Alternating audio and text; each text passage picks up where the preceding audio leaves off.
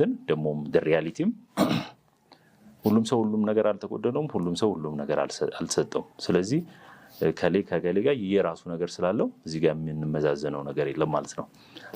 ዲስከሽኑ ቱ ዌይ እንዲሆን ነው። ስለዚህ ከነዛ ውስጥ ደግሞ ኔጌቲቭ የሚሆኑበት ይሄ ትልቁ የሚሆንበት ምክንያት ምንድን ነው?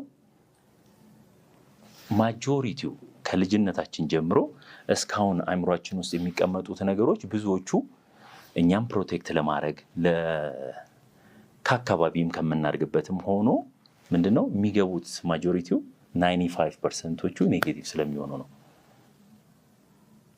95% የሚሆነው ከዚህ ውስጥ እንደገና ያለፈን ነው የምናስበው። ባለፈው እንዳልኳችሁ ሀሳቦችን የመጻፍና የማስፈር ጉዳይ ትልቁ የሚሆነው ከዚህ አኳያ ነው ማለት ነው። ስለዚህ ሰዎች በቀን ውስጥ ይህን እናስባለን።